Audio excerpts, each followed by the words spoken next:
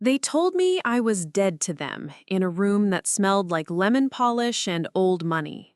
The attorney's conference table was a glossy runway of mahogany, and my mother sat at the far end like a portrait that had smudged in the rain.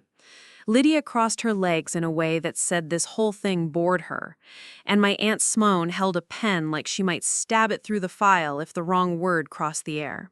The ceiling fan clicked a metronome above us while the estate attorney droned through clauses that all sounded like glue, binding, dull, inevitable. And because Mr. Denning died without a valid will, the estate proceeds under intestacy, the attorney concluded, looking at me last as if to decide whether I was real. The court will require a personal representative. If you cannot agree, the judge will appoint one. Not her, Lydia said before he had set down the page. She did not look at me when she said it. She never did when the words were meant to cut. Calla vacated any claim when she turned father into the compliance committee. I felt my mouth get dry, the way floors do when sun finds them. I reported a discrepancy so the company wouldn't be shut down. He had options. I lifted my hand, then dropped it. It didn't matter.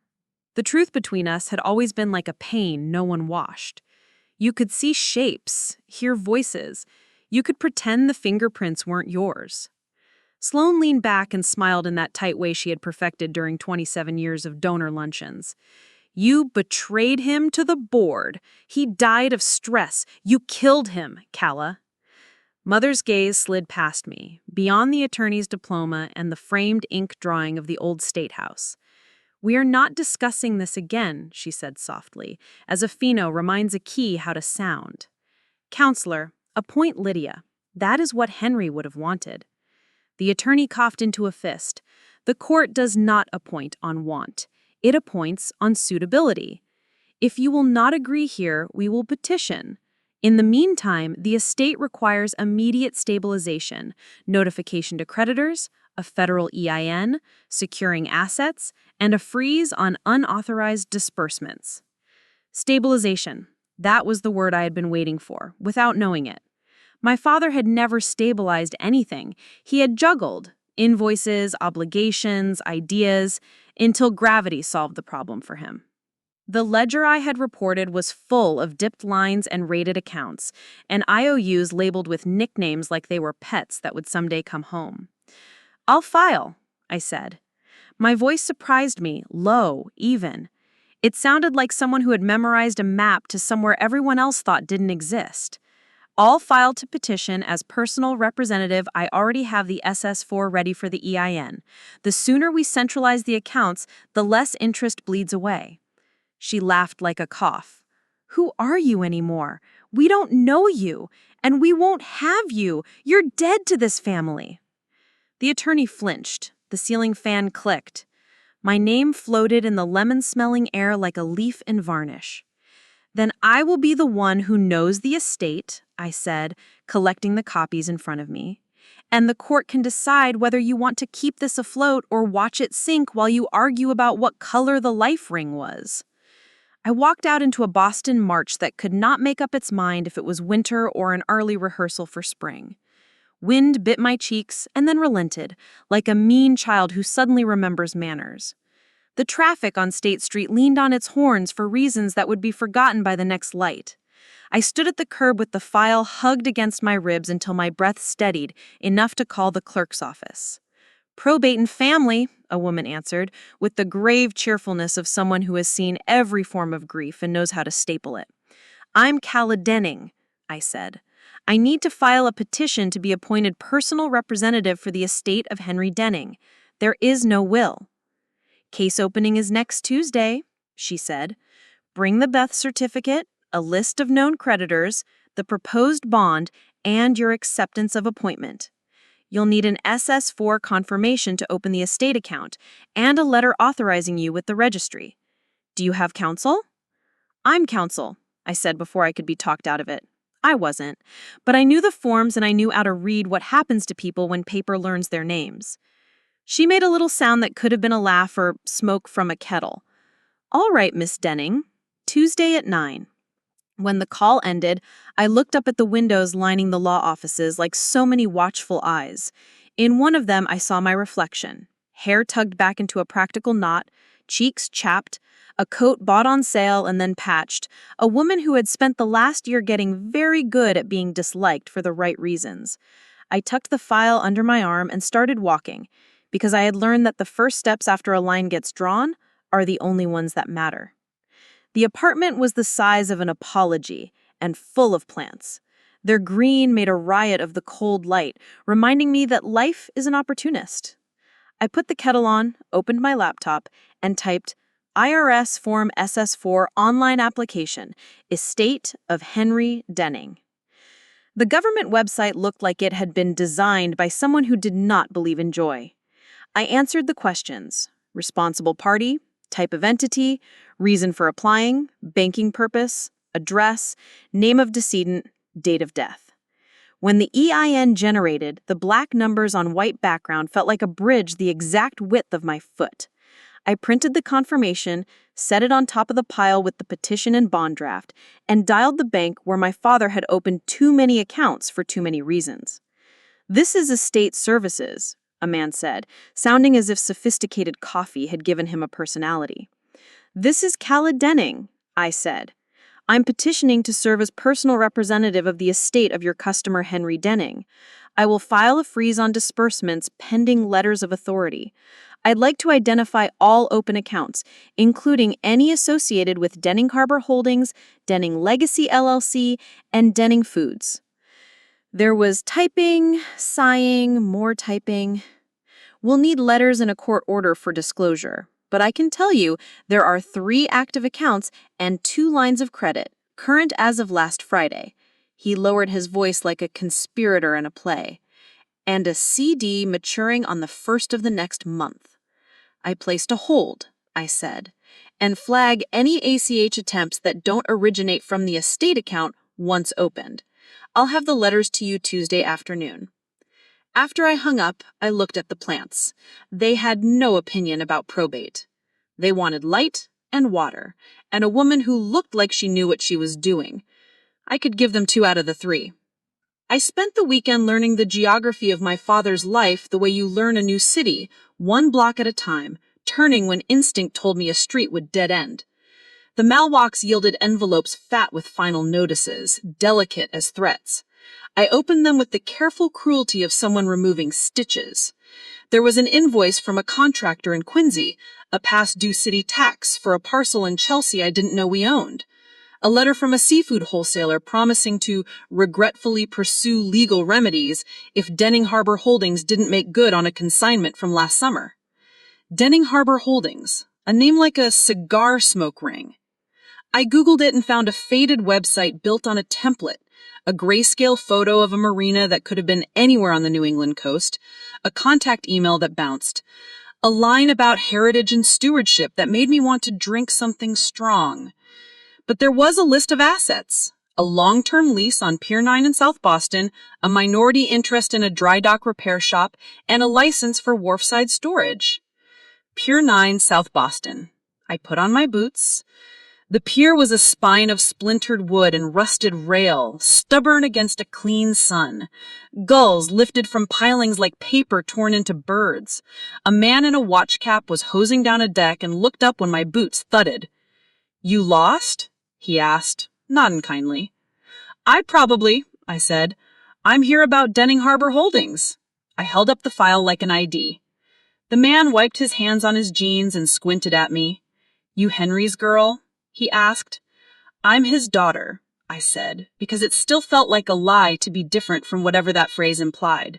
"He's passed. I'm stabilizing the estate." A careful nod.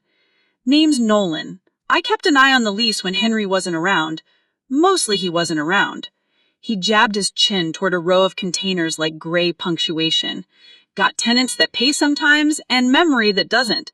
You're here to throw out the junk or sort it?" "Sort it. And maybe turn it into something that behaves like income." He laughed at that, a bark that didn't take. The boys in containers 6 and 9 are late 3 months. The mechanic in the shop pays when he remembers his wallet. The lease on the fish locker is worth something if you can scare the rats, two-legged and otherwise. He took a ring of keys off a hook and dropped it into my hand. The metal weight steadied something inside me, like a sentence finding its period. If you're the one, then be the one. I walked the pier with a yellow pad and an inherited sense of trespassing. Container 6 was full of restaurant chairs stacked like quiet arguments. 9 held a mountain of tangled rope that looked useful and wasn't. The mechanic was under a boat in the repair shop, singing off key. He rolled out when my boots stopped beside him. "Rent is due," I said. I said it in a voice that was my father's when good things were about to become bad. He looked me up and down and saw a girl with a file and not enough sleep. "Sweetheart, I'm catching up," he said. "Your old man cut me a break." "I'm not my old man," I said, and to my surprise it didn't hurt. "Pay the 2 months by Friday, and we'll talk about the third. Or I change the lock and sell everything that isn't bolted down." His eyes went to the file like it might bite him. He stood, wiped his hands, and nodded once. "Friday," he said, the word like a coin on a counter. Back at the end of the pier, the harbor looked like someone had spilled mercury and then tried to pick it up with their fingers. I sat on a bollard and let the cold talk to my cheeks until my brain didn't feel like it was spinning. "If you're the one, then be the one," Nolan had said. The dock creaked its agreement like an old judge. Tuesday came with a slate sky. I wore my suit like armor that remembered me. The clerk accepted my petition, stamped it with a sound that felt like a gavel. The judge asked 3 questions in a voice that made you want to behave. "Are you willing to serve, Miss Denning? Do you understand your fiduciary obligations? Are you prepared to post a bond?" "Yes," I said 3 times. My voice stayed even. I didn't cry. The court appointed me, and the letters granting me authority to act for the estate slid across the counter like a deed to a country. I took them to the bank and opened an estate account. The banker wore a tie the color of a bruise and called me Miss Denning with a respect that felt unearned and necessary. Within 2 hours, the first estate email went out with the subject line, "Notice to creditors, Estate of Henry Denning." I had never written anything so dry with so much relief. I stapled the notice to the community bulletin board of the few places the paper would still be read: coffee shop, the post office, Nolan's Pier, because I was not too proud to be old-fashioned when it counted. On Thursday, when the mechanic came by with cash in an envelope the sad color of manila, I gave him a receipt and a warning that sounded like mercy. On Friday, I called the seafood wholesaler who wanted to regretfully pursue legal remedies and told them I was willing to pay in installments if they were willing to forget they had ever written the word regretfully. "We don't forget," the woman on the phone said, "but we remember differently if money arrives when you say it will." 2 payments cleared. The dry docks books turned out to be cleaner than I had feared and dirtier than I had hoped. I moved storage tenants into actual leases, wrote in late fees like an adult, and scheduled a walkthrough with a code inspector who shook my hand hard enough to count as advice. At night, I stacked the debts in one column and the assets in the other, even though spreadsheets do not have columns for grief. I drew a line and saw where they might meet and imagined a date when they would shake hands and call it a truce. When anxiety kept my mind clicking like that ceiling fan, I whispered aloud the sentence I had borrowed from Nolan. "Be the one." It sounded ridiculous until it didn't. By the 3rd week, I had learned the estate's habits the way you learn a person you love. The size, the tells, the places the bones rub the skin. There was more here than my mother's disappointment had calculated. On a Tuesday, I found a file in an accordion folder wedged between 2 banker's boxes marked Receipts 2018-2019 and Receipts I Promise 2020. It was labeled in my father's hurried hand, Lease Option Wind Farm North Shore. It was a pre-negotiated option to lease a small stretch of scrubby shoreline north of Salem as part of a pilot wind array. The signatures were earnest, the terms were embarrassingly in our favor, and the option payment had never been collected because the letter requesting banking details went to an email inbox my father had stopped checking the day he learned you could answer people without ever being present. I called the number on the letter. A project manager named Ayana picked up on the second ring. "We thought you'd changed your mind," she said, after I explained who I was and what I had found. "No," I said, flipping through the pages and feeling that hummingbird in my chest that happens when a problem becomes a plan. "We just changed who answers the email." 2 days later, I sat across from Ayana in a conference room that smelled like printer toner and hope. She was efficient without being cruel, and when her pen hovered over the numbers, she said, "You could ask for a bump here. Market's moved since you drafted this." "I didn't draft it," I said, "but I'll revise it." I looked her in the eye. "I want a small percentage of gross on top of the option fee. And I want the community fund that goes with this to be managed by someone who actually lives within 10 miles of the shoreline." "You?" she said, lips tilting, a test I recognized and didn't flinch from. "Me until there's a board, and then a rotating seat reserved for anyone who can show they take a bus here." She laughed and shook my hand. "Deal."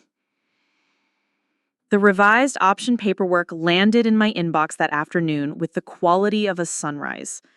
The option fee alone could retire 2 of the most irritating debts and let me breathe in a way my lungs had almost forgotten.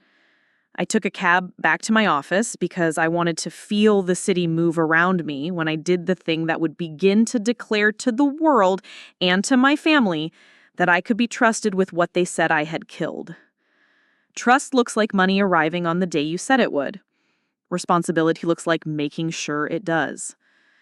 The office wasn't much. 3 small rooms above an accounting firm, a window that pretended to be a view if you stood on tiptoe, a door with my name taped to the glass in crisp sans serif, like I was trying to convince typography to be destiny. I turned on the lamp that made everything look kinder and sat at the desk that cost me a Saturday to rescue from a warehouse liquidation. I transferred the wind option fee into the estate account and felt a joy so practical it could have worn a suit. I scheduled payments, seafood wholesaler installment, back taxes on the East Boston building, contractor in Quincy, and then I did the math in my yellow pad margin and chewed the end of the pencil like a dilemma and wrote the line that made my hand shake. First dividend to heirs, $1,750 each. It wasn't much, not compared to what the estate might someday provide, but it was honest, and it would arrive when I said it would. And it would tell a story about whose daughter I had decided to be. The letters from the court lay on my desk like a blessing I had paid for by sitting through meetings I did not want and getting up again every time a memory tried to put a hand on my shoulder and keep me where I had always stood. I opened the online banking platform and set up 4 new ACH recipients. Margot Denning, mother, Lydia Denning, sister, Sloan Foster, aunt, and the estate's reserve account, because the estate itself was also an heir, to solvency, to the possibility that next month would hurt less. For the memo line, I typed, "Estate of Henry Denning, Q1 Dividend." It looked both ridiculous and right. I had not earned a quarter so orderly in my life. Time had been measured in fires and the buckets I carried to them. But we call things what we want them to become.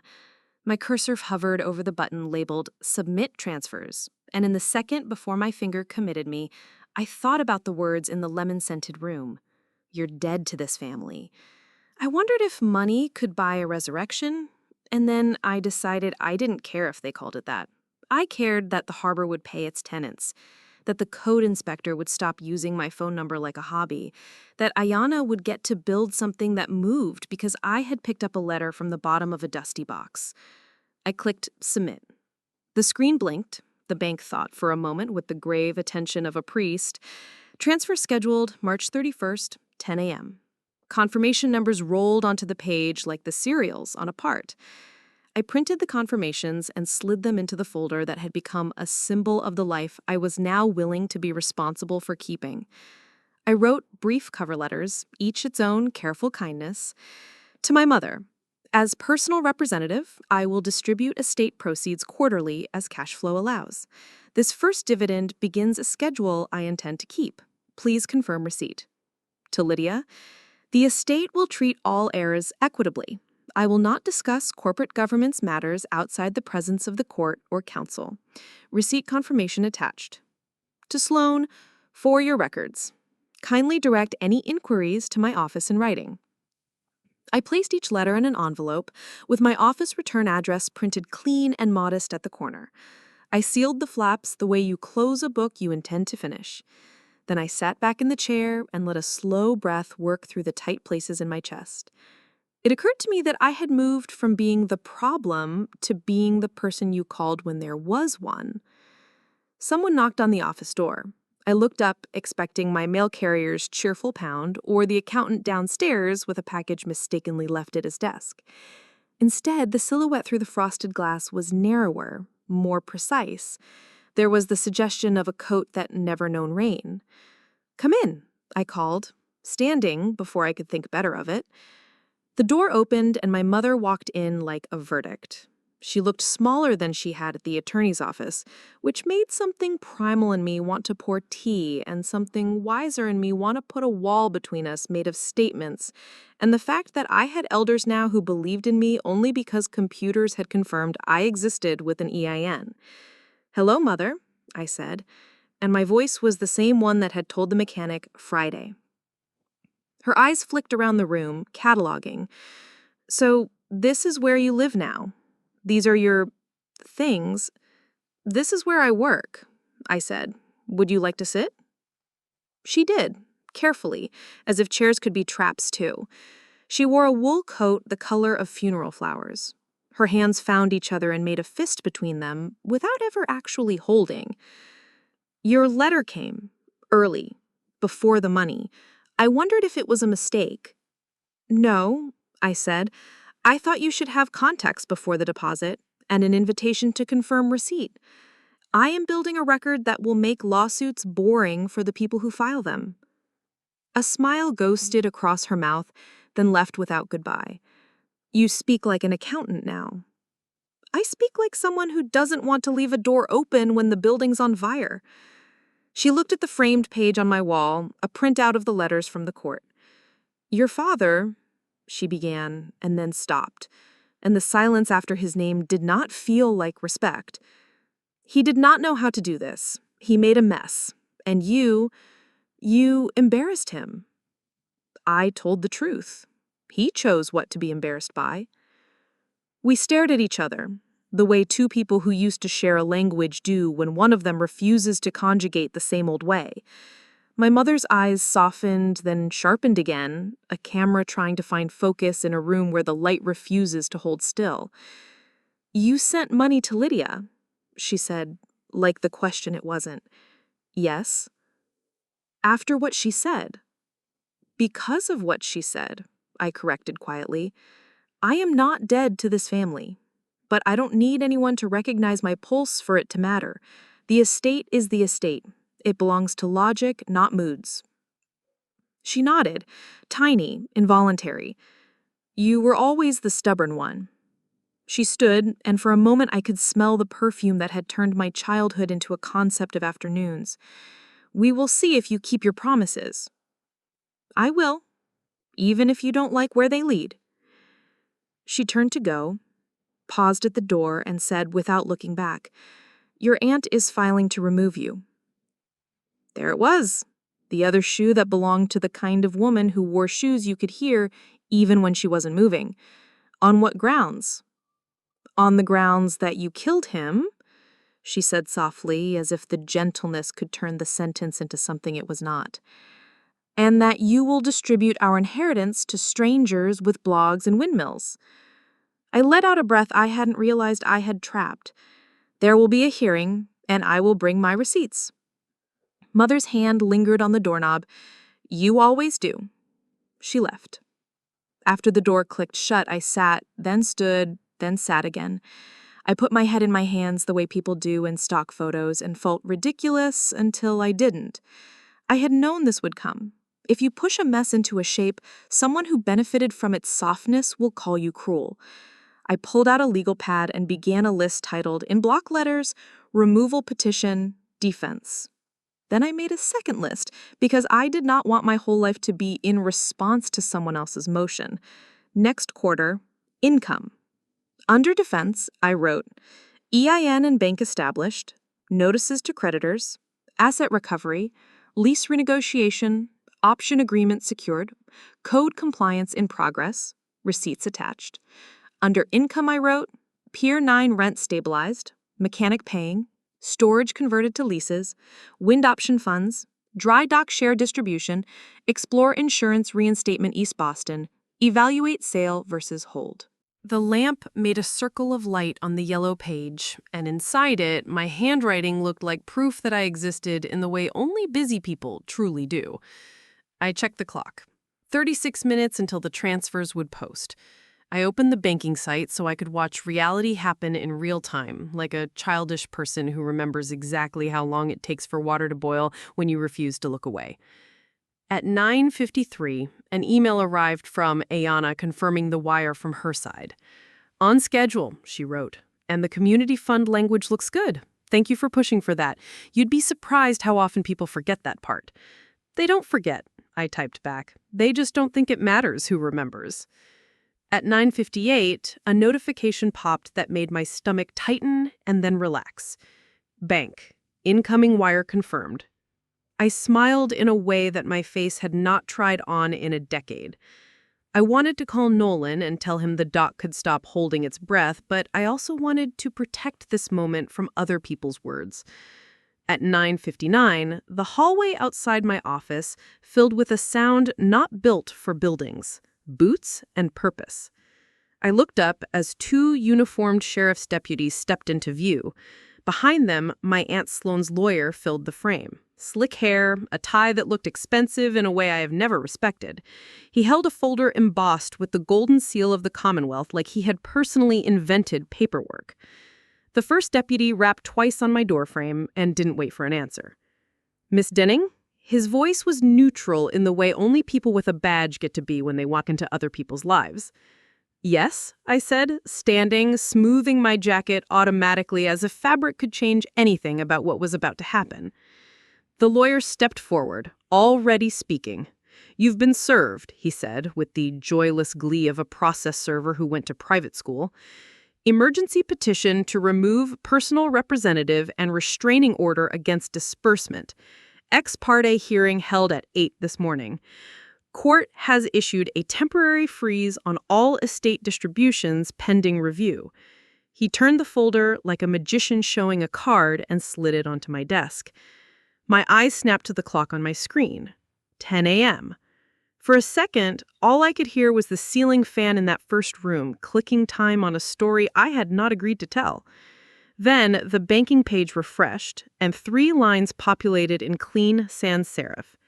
ACH transfer, Margot Denning, completed.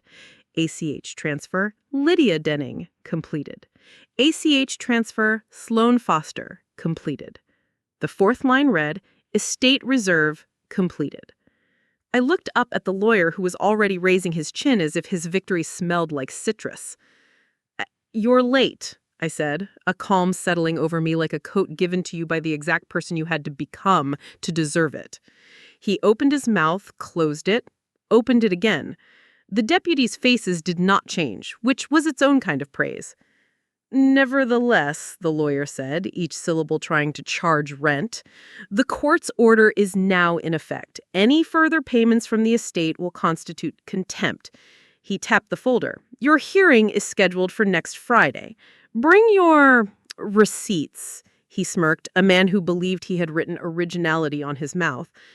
I will, I said, and I will bring a copy of the Commonwealth's own guidance on the meeting of pending, which does not include things that have already happened. I met his eyes and did not blink. Do you need me to explain the difference between money and intention? Miss Denning, one of the deputies said gently, we're just here to serve and inform. He inclined his head, a human gesture inside a uniform.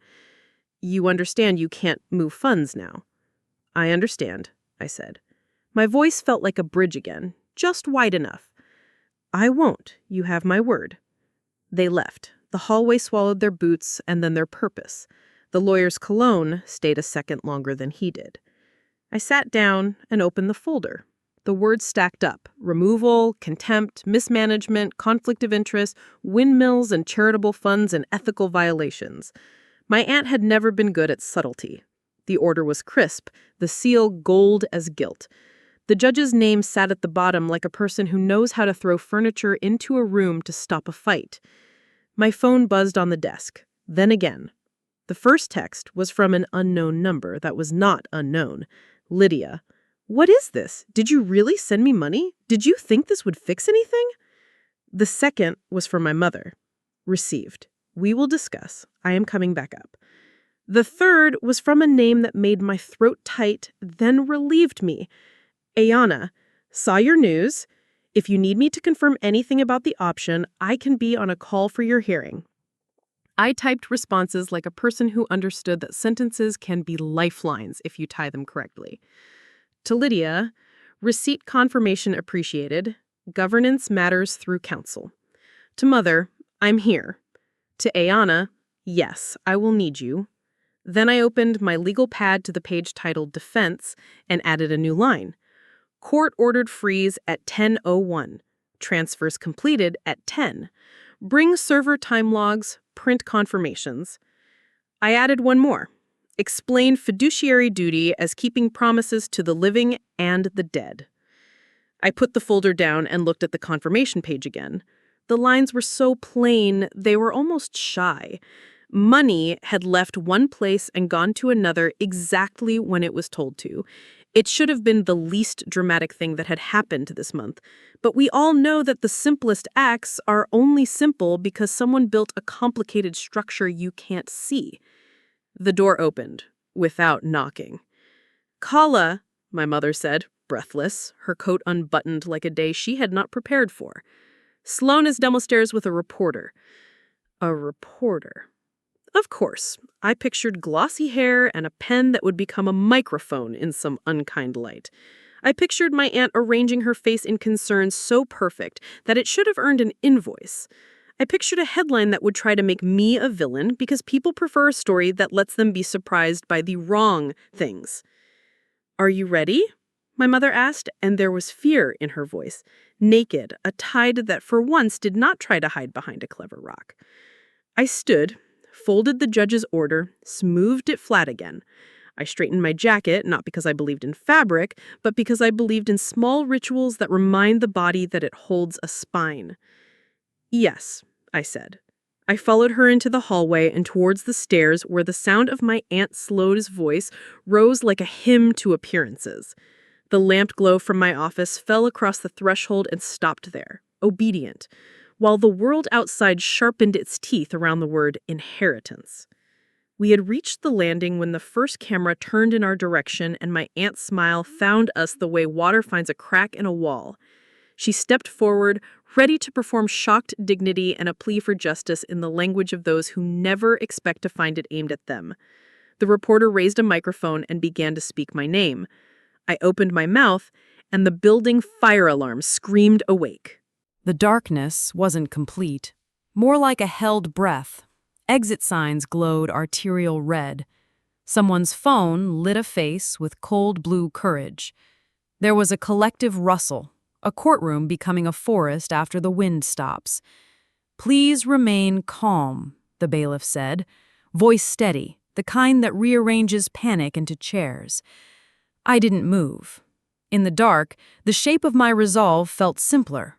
No details, no expressions. just the outline of a promise I had already made to the living and the dead. Emergency lights stuttered awake, painting us all in a generator's idea of day.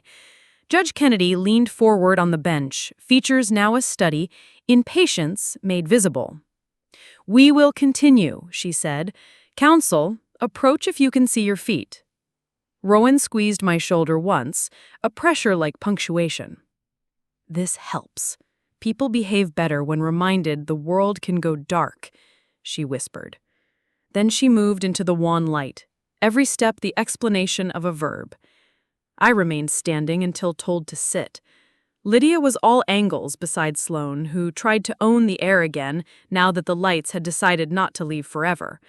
My mother's silhouette in the gallery, still, straight, was enough to keep my heart quiet. "Apologies for the interruption," Judge Kennedy said, tone of a school principal who refuses to let a fire drill waste a morning. "Ms. Hale, you were about to respond." Rowan nodded. "Yes, Your Honor. 3 brief points on the notice of intent to enforce the confession of judgment." Her voice cut cleanly through the hum of the generator. "First, jurisdiction. The COJ is notarized in New York, with a clause electing New York courts for entry. The decedent died domiciled in Massachusetts. No domestication or judgment has been entered here. A notice of intent is not a judgment, and the mere existence of a COJ does not leapfrog this court's authority in probate. Second, parties. The borrower is Denning Harbor Holdings, a separate entity. 2 of the assets named, the East Boston Building and the Dry Dock share, are titled to the decedent personally and now to the estate. The pier lease is subject to anti-assignment clauses that bar security interests without landlord consent. No landlord consent appears. Third, assignment. Seafarer Capital claims to be an assignee, but the UCC-3 showing assignment was filed 5 days after death and references a UCC-1 never filed in Massachusetts. We request the court stay any effect of the COJ pending full briefing, and we oppose appointment of a receiver, particularly one who is also an heir, due to obvious conflicts. Colby tilted his head like the idea of facts offended his aesthetics. "Your Honor, the urgency." "Mr. Colby," the judge said without looking at him, "I will determine urgency." She turned to Rowan. "Can you produce the landlord clause and title documents you referenced?"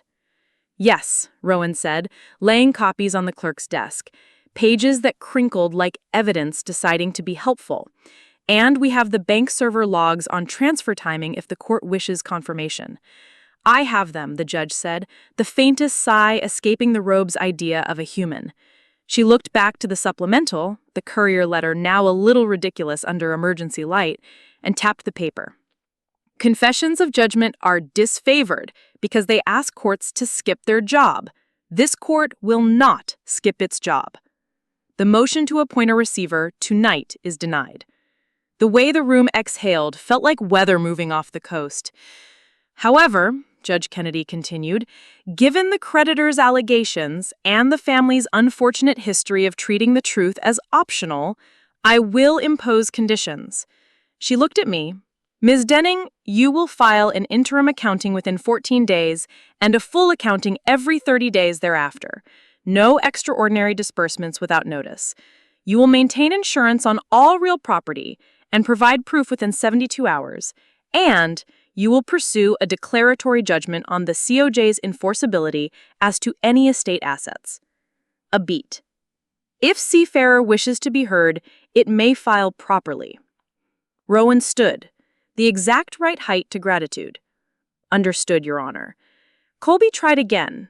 "Your Honor, with respect, this leaves the purported creditor at risk, and the heirs," Judge Kennedy said, "are at risk either way, which is why we use courts instead of hallways. Petition to remove the personal representative is denied without prejudice. TRO is dissolved. Conditions as stated." Her gavel made a soft sound, a punctuation mark that knew its place. "We are adjourned." The generator hummed like a distant fairy. People rose, a papery rustle of relieved lives, returning to their regularly scheduled difficulties. Lydia turned to me, eyes sharp as anything that lives in the ocean. "This isn't over," she said. "No," I agreed. "It's ongoing." That's what grown-up means. Sloane moved in for the camera that no longer had permission. "You bought yourself time," she said. "Time runs out." "Bills do too," I said. "Yours will continue to arrive quarterly, on schedule." I didn't wait to see her mouth struggle to keep up with a world where I wrote calendars. Mother touched my elbow, a gesture as light as the day she taught me to crack an egg without breaking the yolk. "You were clear," she said, as if the word had just remembered its job. "I have to be. Clarity is cheaper than litigation." She nodded, and something in her face eased, the way a knot darts when it realizes it's tying the wrong two things together. Outside, the March wind had decided to imitate April. The sunlight made the courthouse steps look theatrical and forgiving. Rowan stood with her bag at her feet and her arms folded like a bridge she built to stand on. "You did well," she said before I could ask, "not just because we won the thing we needed today, but because you didn't swing at ghosts. That matters." She slid a folder to me. "Here are copies of everything we used, plus a list of what's next. Seafarer will file, will answer, will win on jurisdiction and chain of title. It will take time. We'll make it boring. That's our advantage." "Thank you," I said, meaning it in the way one means a word you will set on a shelf and look at later when the light changes. She looked at my mother, who lingered a few steps away, face turned toward a statue of a man whose caption did not include his secrets. "You have people," she said, "meaning more than one kind." "I do," I said. I thought of Nolan's keys, of Ayana's affidavit, of the code inspector's smile when a binder arrives on time. "And calendars? And locks with 2 bolts." "Keep both," she said. "I'll call when Seafarer's papers land. Go get your insurance proof and your accounting bones tidy. And Calla?" Her voice softened. "Eat something. This kind of victory burns calories in places you can't see." I smiled, despite a day that wanted to be a week. "I will." I ate a sandwich at my desk like a soldier hiding in a trench, which is to say it tasted like a plan more than a meal. The plants in the window had grown a half-inch since the first day the estate called me a name other than traitor. I watered them with the same careful measure I gave my words. The email from the insurer pinged. Policy bound, effective date as promised. I forwarded the binder to Rowan and to myself, because copies are how I now say love, and uploaded it to the estate folder that had grown from a sprout into a tree with subfolders for each branch. Then I opened a new document and typed Interim Accounting, Estate of Henry Denning, period ending April 15. Lines appeared like rungs: income, disbursements, liabilities, reserves. Evidence nested beneath each, with docket numbers and invoice images, and photos of checks for the few people who still believed paper must carry ink to carry weight. By 5, Nolan had texted, "Harbor Master says we're clean. Motors out of 9 matched theft reports. Boys won't be back." A minute later, as if East Boston didn't want to be left out, the code inspector sent, "Insurance proof received. Good. Get that dehumidifier in the basement by Thursday." I added both to a list called Stability Evidence and felt absurdly proud of the existence of a list that was both necessary and true. At 6, Ayana called. "It's as gross as it looks," she said without preamble. "Seafarers Council sent a letter with lots of big words and no jurisdiction. We're not suspending. Our board prefers projects that survive bully letters." "Thank you," I said. "We'll file our declaratory action on the COJ and include their letter as Exhibit 1 in our collection of things that mistake tone for law." She laughed, low and relieved. "You know, most people ask us to hide the community fund line when things get political. You asked us to put it in bold. Why? Because money behaves better when it's visible, and because someone has to answer the question, who gets the wind, in a way that feels like a community, not just a turbine." "I'll quote you on that," she said. "We have our environmental review community evening next week. You should come. Bring Nolan. People like men with keys." "I'll be there," I'll bring proof our fish locker is now a place for fish, not engines. Perfect, she said. See you then. The next morning, the newspaper that had taken a photo of Sloane practicing concern on my stairs ran a smaller photo of me walking out of court, eyes level, nothing dramatic to anchor a caption. The headline read, "Court declines to remove daughter as a state personal representative amid dispute." It was almost boring, which felt like couture.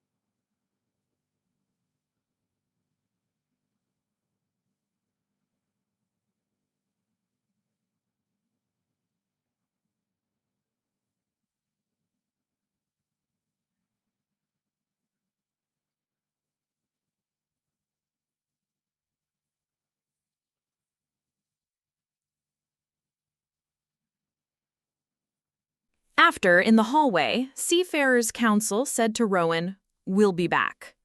Rowan, delightful, said, "Bring better paper." We walked out into sun that had decided to bless us without asking if we were ready. On the last day of the month, I sent the second dividend, not because I wanted fanfare, and certainly not because I wanted forgiveness, but because responsibility is love in a language some people can finally hear. The memo line read the same: Estate of Henry Denning, Q2 dividend. The amount was higher by a margin that tastes like relief when it runs its finger along the edge of. I attached cover letters again: short, adult, calm. I attached an accounting summary. I attached the court order that dissolved the TRO, because documents retain their dignity when they are allowed to keep their clothes on. Lydia's reply arrived 6 minutes after the deposit. Got it. No punctuation. It felt like the beginning of a truce signed in pencil. Sloane's reply, "You're grandstanding." I wrote back, "I'm calendaring." She did not reply to that, which may have been the first time she allowed silence to be her best argument. Mother called and did not clear her throat, which is a family tradition of asking permission to speak. "It arrived," she said. "I used to think money made everything worse. I failed to remember it also feeds people. Thank you." "You're welcome," I said. "Keep your receipt." We both laughed, a sound that startled me by not breaking. The estate, like any creature with paper bones, kept needing. A tenant called about a leak. We fixed it. The plumber overcharged. We negotiated. The locksmith asked me to speak at a group of small business owners about contracts that weren't hostage notes. I said yes, because teaching people to read what hurts them less is a responsibility I did not know I wanted.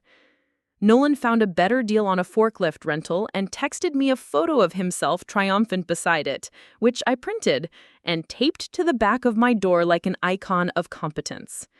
Rowan and I set a schedule: monthly accountings, quarterly dividends, annual review with a budget that made even the word budget hold its head a little higher.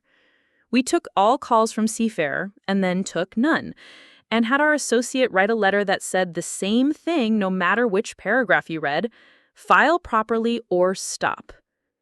At night, tired settled into my shoulders like a coat I would not give back. I slept between lists and woke to emails that felt like birds tapping to be let in. Some mornings, grief curled up under my desk like a small dog that refuses to die. I petted it with my foot and kept typing.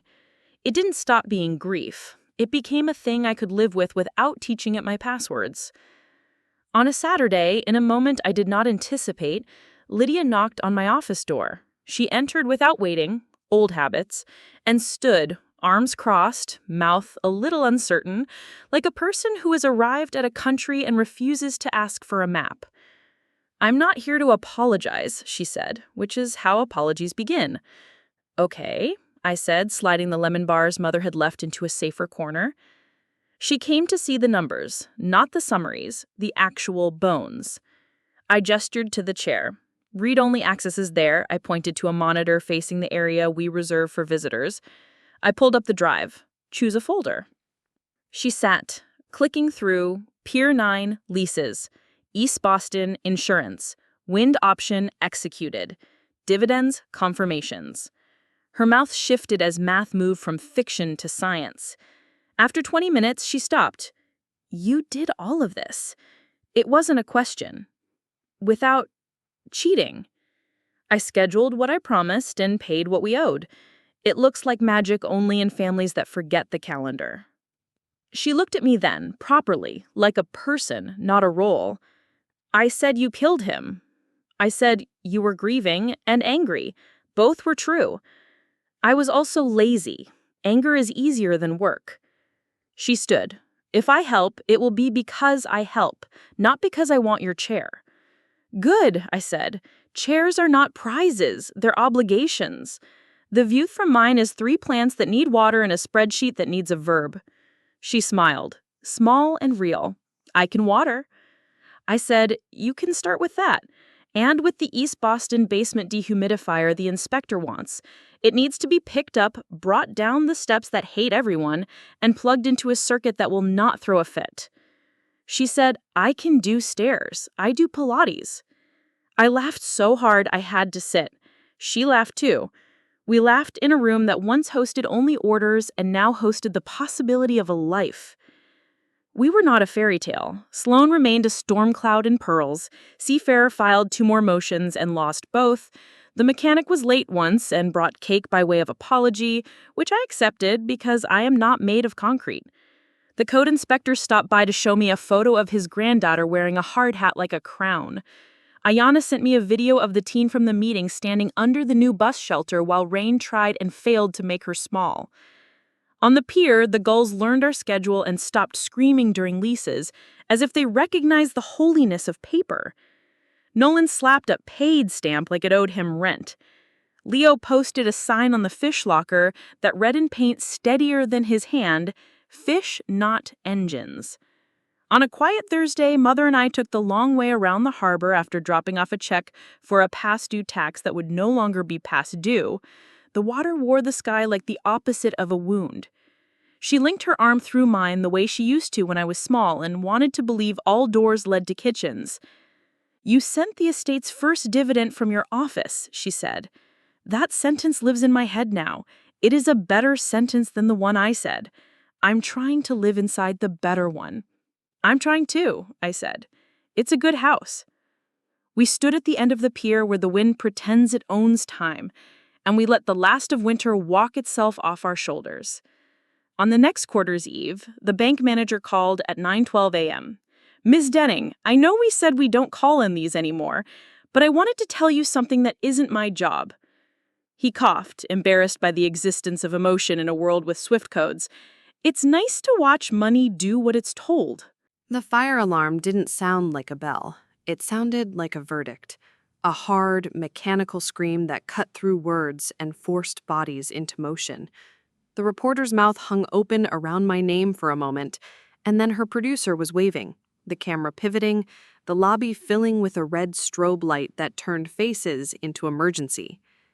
Everyone out, a building manager shouted, already moving toward the stairwell. The smell of dust and old paint lifted as doors opened. My Aunt Sloane grabbed the reporter's elbow like a stagehand tugging a curtain. She is the one mismanaging a legacy, Sloane projected over the alarm. We can talk outside. Her eyes flicked to me, quick and sharpening, a paring knife's glance. I didn't run. I turned to the accountant who had poked his head out from downstairs, eyes wide over his glasses. James, can you lock my door behind us? I called. He nodded, relieved to be told something useful. On it. My mother hovered at my shoulder, not touching me. We merged into the flow of evacuees. Paralegals hugging file boxes, a courier with a stack of mail clamped under his arm, 2 men from the 4th-floor design studio shepherding a rolling rack of sample fabrics as if smoke could stain velvet. The deputies who had served me were already at the bottom of the stairs, scanning faces, evaluating risk and boredom in equal measure. Outside, March air hit like a reprimand that came too late to help. A fire engine slid to the curb, red and chrome like confidence. The reporter found her light and planted it on a tripod, her producer snapping a 3-2 with a finger instead of a slate. My aunt took her place in front of the camera and marinated herself in indignation. "We are devastated," she began, and my mother flinched as if the plural had bitten. "This family has been betrayed by a person who, frankly, declared herself dead to us when she humiliated my brother in front of his board and—" "Miss Foster," the reporter cut in, "there was an order issued this morning. Can you comment on the judge's concerns?" Sloane's smile smoothed. The judge did the prudent thing. He froze the estate. We applaud the court's caution. I watched the firefighter stride past with an axe, as if it were just another tool. He went inside, a man for whom emergencies were puzzles and not feeder. I let Sloane's words move past me like traffic, and found the deputy from upstairs. "Was it a pulled alarm?" I asked. "We'll know in 5, he said, eyes tracking crowd, doors, crowd. "You all right, Miss Denning?" "Yes." I anchored my arms by putting my hands in my coat pockets, like a person who wanted them to behave. "Thank you for coming by. You have a copy of the order?" He patted the folder he carried, as if the Commonwealth liked to be reassured about its own existence. "We do." "Good," I nodded, toward the locked glass doors. "I'd hate to have the building sprinkler system ruin them." He snorted, the almost laugh of a man who has carried too many ruined things down too many flights. "We all would." My phone buzzed. "Lydia." "I don't want your money." Then a second later, with the speed that tells you truth is shaped by reaction, "But I received it, so you can't pretend you're generous." I typed with my thumb, the way you do when you choose each word and not its shadow. "Acknowledged. All heirs treated equally. Future communication through counsel." I hesitated on the last phrase, then deleted it. I didn't have counsel yet. Pride is expensive when it makes you amateur. I wrote instead, "Future communication in writing." The firefighter emerged and spoke softly to the building manager, who nodded with relief so complete it was almost collapse. False alarm. Pulled. I could feel the hypothesis take shape around us like fog. The reporter swung back. Sloane was already gesturing toward the door as if she had ordered the interruption to punctuate her generosity. "Calla," my mother said, low, urgent, "you cannot talk to them." I have nothing to say. It was true in a way that steadied me. A hearing was a place where words had jobs. The sidewalk was not. But when the reporter pivoted, her microphone aimed like a question made of foam and wire. I stepped the last half step forward to stand next to my aunt. We were framed together in their lens, 2 women who shared blood and nothing else useful. "Miss Denning," the reporter said, "did you see the court's order?" "I did," I said, voice even. "I intend to comply with it." "Do you regret sending dividends to the heirs this morning?" she asked, friendly and predatory. "It's an impressive trick, that." "No," I said. "I regret that my father did not keep promises when he was alive. The estate will keep them now." I looked into the camera, not as if it were a mirror, but a window. "We will make payments when we say we will. That is what the living owe the dead." Sloane's mouth did something she usually kept private. The building manager called us back in, apologizing to everyone and to the phantom smoke. The deputies tipped their heads to me again, professional ghosts, and peeled off toward the cruiser. My mother stayed on the sidewalk, hand clutching the strap of her bag like a lifeline. "Come upstairs," I said. "I have to print something." "I'll be a minute," she said, eyes on Sloane, who was still talking to the reporter, though the camera was no longer interested. The camera had already moved on to a different kind of emergency, a siren heading uptown, a parking enforcement kerfuffle that would be edited into controversy. Back at my desk, the order sat where I had left it. Gold seal, crisp edges. The 10 a.m. confirmations were still warm with the heat of friction between bank and promise. I scanned the order and filed it in a new folder on my desktop, named in a way my father never named anything. Court orders, active. Then I pulled up an email and typed to the court clerk, with a subject line that would make its own case. Estate of Henry Denning, request to advance hearing time. Emergency distribution freeze clarification.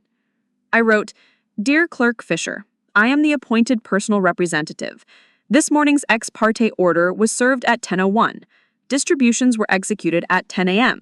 For the avoidance of unnecessary contempt filings, I request the court clarify that no contempt lies for transfers completed prior to service and entry. I will present server logs and bank verifications at the scheduled hearing. If the court has an earlier availability for argument, I am prepared to appear. I CC'd the judge's session email and my aunt's attorney because courtesy is a kind of trap if used correctly. Then I dialed Ayanna. You were on fire, she said by way of greeting. I caught the clip on my lunch errand. What the living owe the dead. Nice, you should put that on a tote bag.